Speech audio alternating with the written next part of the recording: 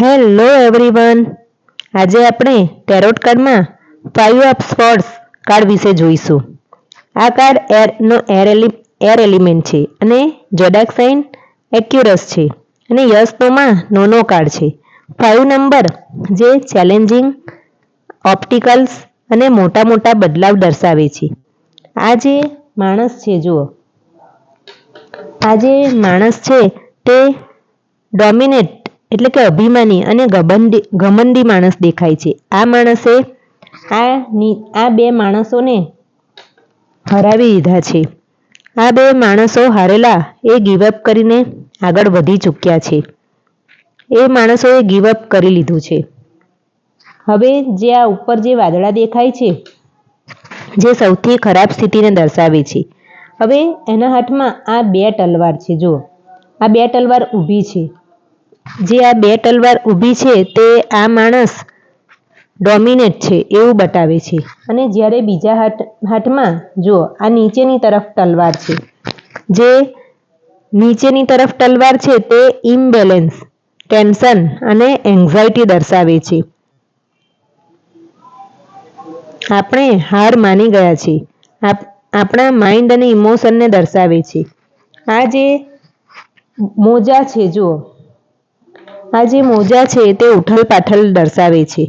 આ કાર્ડનો અર્થ એવો છે કે જો તમારું મન ઘણું અસ્થિર હશે, લોકો તમને સાચું ખોટું સંભળાવતા રહેશે, તમારી આસપાસના લોકો તમારી પર ભરોસો નથી કરતા, તમે પણ લોકો પર ભરોસો નથી કરતા. આ કાર્ડ જ્યારે આવશે ત્યારે તમારે તમારા ક્લાયન્ટને જણાવવાનું કે લોકો તમારા પર ભરોસો નહીં કરે, લોકો તમારી પાછળ વાતો કરશે અને ખરાબ વાતો ફેલાવશે. તમે એવી સ્થિતિમાં ફસાયેલા છો કે લોકો તમારી વાત નહીં સાંભળે. ઘણી નેગેટિવ વસ્તુ થઈ રહી છે. આજુબાજુ ઘણું નેગેટિવ થઈ રહ્યું છે. તમારી લાગણીને દબાવીને રાખો છો. કોઈ પણ કોમ્પ્રોમાઇઝ કરવા રેડી નથી.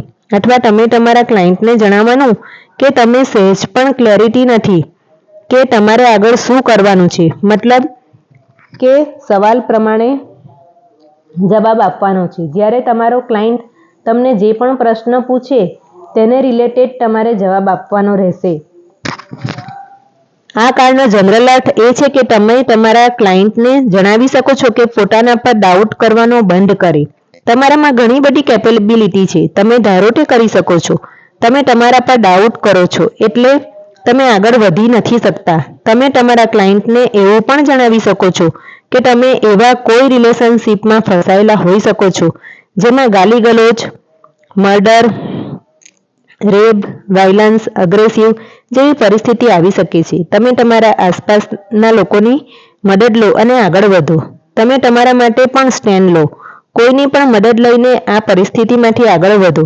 જ્યારે આ કાર્ડ મની, કેરિયર, જોબ, બિઝનેસમાં આવશે તો તમારે તમારા ક્લાયન્ટને જણાવવાનું કે વર્ક પ્લેસ પર લડાઈ ઝઘડા થતા હશે. કોઈ પણ સીધા મોંએ તમારી સાથે વાત નહીં કરે. બધા માઇન્ડ ગેમ રમશે. બધા એકબીજાને નીચે અને પીઠ પાછળ વાતો કરતા દેખાશે. કોમ્પિટિશનવાળું વાતાવરણ હશે. બધા એકબીજાને ખરાબ શબ્દો બોલતા હશે.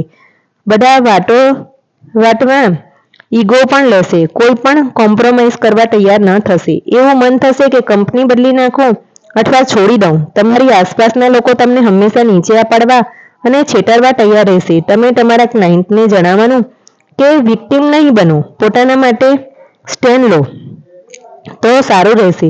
જો તમે ઇન્વેસ્ટમેન્ટ કરવાનું વિચારશો તો પૈસા ડૂબી જશે. જો પાર્ટનરશિપ માટે કોઈ સવાલ આવશે તો કહેવાનું કે તમારા માટે આ વ્યક્તિ યોગ્ય નથી. પાર્ટનરશિપ કરવાનું રહેવા દો. આગળ જઈને આ વ્યક્તિ તમને છેતરી શકે છે. આ કાર્ડ જ્યારે આવશે તો કહેવાનું કે તમારી આસપાસના લોકો તમને છેતરશે, ધોકો આપશે.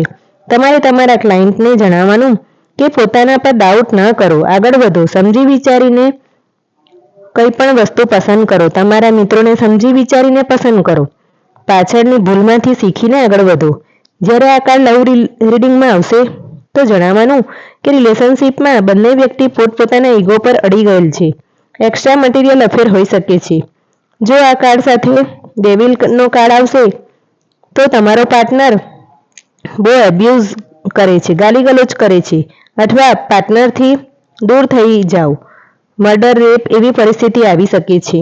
આ કાર્ડ સાથે ડેવિલ કાર્ડ જો આવી જાય તો જણાવવાનું કે આ પાર્ટનર તમારા માટે બિલકુલ સારો નથી, એને છોડીને આગળ વધો. ઘણું બધું ડોમિનેટિવ રહેશે. એક પાર્ટનર વિક્ટિમ બનીને રહેશે. પાર્ટનરને મારપીટ, ગાલીગલોચ અથવા એકદમ ગંદો હશે. આ પાર્ટનર મેન્ટલી અને ફિઝિકલી બંને રીતે નુકસાન પહોંચાડી શકે છે, માટે એને છોડીને આગળ વધી જાઓ. જ્યારે આ કાર્ડ સાથે પોઝિટિવ કાર્ડ આવશે તો વાતચીતથી બધું સારું થઈ જશે. મેં નહીં કરો. બંને બાજુથી પરિસ્થિતિને જુઓ. તમે શું ઈચ્છો છો અને પાર્ટનર શું ઈચ્છે છે તે બંને પરિસ્થિતિનો વિચાર કરો. બંનેની ફિલિંગ જુઓ. શાંતિથી વાતચીત કરીને બધું સારું થઈ જશે. જો કંઈ બરાબર ન હોય અને ડિવોર્સ લેવાનું વિચારો તો પણ તમારા માટે સારું થશે. આ કાર્ડ નેગેટિવ કાર્ડ સાથે આવશે તો પાર્ટનરથી ડરો નહીં, સ્ટ્રોંગ રહો. પાર્ટનરથી મૂવ ઓન કરો. જો મૂવ ઓન નહીં કરો તો આ સામેવાળી વ્યક્તિ તમને ઘણી ખરાબ રીતે નુકસાન પહોંચાડી શકે છે. જ્યારે આ કાર્ડ સિંગલના રીડિંગમાં આવશે તો પાછળનું ભૂલીને આગળ વધો. પોતાના પર ડાઉટ ના કરો. કોઈ સિંગલ છે અને તેનો કોઈ વ્યક્તિ લગ્ન માટે જોવા આવે ત્યારે આ કાર્ડ આવે તો કહેવાનું કે આ વ્યક્તિ તમારા માટે યોગ્ય નથી, કારણ કે તે વ્યક્તિ પોતાની ડાર્ક સાઇડ બતાવતી નથી, પોતાની અસલિયતને સામે આવવા નથી દેતી. જે એની ખરેખર સાઇડ છે તે છુપાવે છે, અસલી ચહેરો તમને બતાવતો નથી. એની સાથે એકલા ફરવા નહીં જાઓ. જો જતા હોવ તો ઘરના વ્યક્તિને બતાવીને જાઓ કે તમે કયા સ્થળે અને કોની સાથે જાઓ છો, કેમ કે આ માણસ તમારા માટે બિલકુલ પણ યોગ્ય નથી. અને આ વ્યક્તિ સાથે કોઈ પણ જગ્યાએ એકલા ન જાઓ. આ વ્યક્તિ ઘણો ડેન્જર વ્યક્તિ છે, માટે આ વ્યક્તિથી જેટલું દૂર રહેશો એટલું સારું છે, કારણ કે આ વ્યક્તિએ હજુ પણ પોતાની અસલી સાઇડ નથી બતાવી.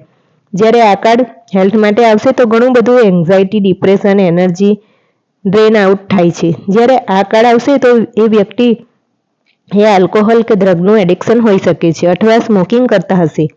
એનું ટેન્શન ના લો, એને છોડી દો. મોટે ભાગે મેડિટેશન કરો. સ્પિરિચ્યુઆલિટીમાં આ કાર્ડ આવશે તો પોતાની જાતને ચેન્જ કરો. પોતાની બુદ્ધિનો યુઝ કરો. વિસ્ડમનો ઉપયોગ કરો.